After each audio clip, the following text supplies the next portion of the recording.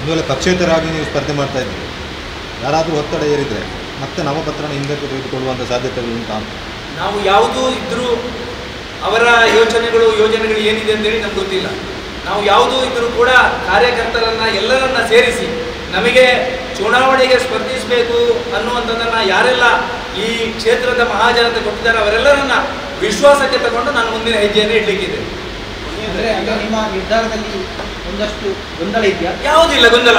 ಈ ಕ್ಷಣದ ತನಕ ಯಾವುದೇ ರೀತಿಯ ಗೊಂದಲ ಇಲ್ಲ. 17ನೇ ತಾರೀಕಿಗೆ ನಮ್ಮದು ನಾಮಪತ್ರ ಸಲ್ಲಿಕೆ ಆಗುತ್ತೆ.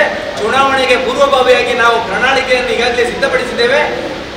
ನಮ್ಮ ಕಾರ್ಯಕರ್ತರಿಗೆ ಪೂರಕವಾಗಿರತಕ್ಕಂಥ ಕೆಲಸ ಕಾರ್ಯವನ್ನು ಮಾಡುವಂತಹ ದೃಷ್ಟಿಕೋನದ ಕಚೇರಿಯನ್ನು ಕೂಡ ನಾಳೆ ನಾವು ಉದ್ಘಾಟನೆಯನ್ನು ಮಾಡಲಿಕ್ಕಿದ್ದೇವೆ. ನಮ್ಮಲ್ಲಿ ಯಾವುದೇ ರೀತಿಯ ಗೊಂದಲಗಳು ಇಲ್ಲ. ಬಿಜೆಪಿಯ ನಿಲುವಿನಲ್ಲಿ ಬದಲಾವಣೆ ಆದರೆ ನಿಮ್ಮ ನಿಲುವಿನಲ್ಲಿ ಬದಲಾವಣೆ ಆ ಸಂದರ್ಭದಲ್ಲಿ ನಾವು ಸೂಕ್ತವಾಗಿರ್ತಕ್ಕಂಥ ನಿರ್ಧಾರವನ್ನು ತಗೊಳ್ತೇವೆ. ನಾವು ಕಾರ್ಯಕರ್ತರನ್ನ ವಿಶ್ವಾಸವನ್ನ ಗಳಿಸಿ ನೀವೆಲ್ಲೂ ಕೂಡ ನಾನು ನಾಮಪತ್ರ ವಾಪಸ್ ತಗೊಳ್ಳುವುದಿಲ್ಲ ಅಂತ ಹೇಳ್ತಾ ಇಲ್ಲ. ನಾಮಪತ್ರ ಈಗಾಗಲೇ ಸಲ್ಲಿಕೆ ಆಗಿಲ್ಲ.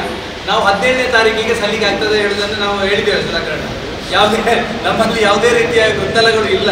ನಾವು ಖಂಡಿತ ಈ ಚುನಾವಣೆಯನ್ನು ಎದುರಿಸ್ತೇವೆ. ಈಗ ಮುಖ್ಯವಾಗಿ ನಾವು ನೋಡ್ತಿರ್ಬೇಕಾದದ್ದು ಏನಂತಂದ್ರೆ ಎಲ್ಲಾ ರಾಜಕೀಯ ಪಕ್ಷಗಳು ಎಸ್ಪೆಷಲಿ ಪುತ್ತೂರಲ್ಲಿ ಜಾತಿ ಆಧಾರಿತ ಟಿಕೆಟ್ ಹಂಚಿಕೆ ಆಗಿದೆ ಅಂತ ಹೇಳುವಂತ ಒಂದು ಆರೋಪ ಇದೆ. ಈ ಜಾತಿ ಆಧಾರಿತ ಟಿಕೆಟ್ ಹಂಚಿಕೆಯ ಮಧ್ಯೆ ನೀವೊಬ್ರು ಪಕ್ಷೇತರರಾಗಿ ನೀವು ಯಾವ ಆಧಾರದ ಮೇಲೆ ಈಗ ಹಿಂದುತ್ವದ ಪತ್ರ ಕೊಟ್ಟೆ ಅಂತ ನಾವು ಹೇಳ್ಬೋದು, ಆದ್ರೆ ನೀವು ಎಸ್ಪೆಷಲಿ ಅರುಣ್ ಕುಮಾರ್ ಗೊತ್ತಿಲ್ಲ ಯಾವ ಆಧಾರದ ಮೇಲೆ ಚುನಾವಣೆಗೆ ನಿಂತು ಮತಯಾಚನೆ ಮಾಡ್ತಿದ್ದೀವಿ. ಈ ಕ್ಷೇತ್ರವನ್ನ ಯಾವತ್ತೂ ಕೂಡ ಗೆಲ್ಲಿಸಿ ತೋರಿಸಿದಂತಹ ವಿದ್ಯಮಾನಗಳಿರುವುದು ಹಿಂದುತ್ವದ ಆಧಾರದಲ್ಲಿ ಮಾತ್ರ. ಅದು ಅತ್ಯಂತ ಸ್ಪಷ್ಟವಾಗಿ ಎಲ್ಲರಿಗೂ ಗೊತ್ತಿರಬೇಕಾಗಿದೆ.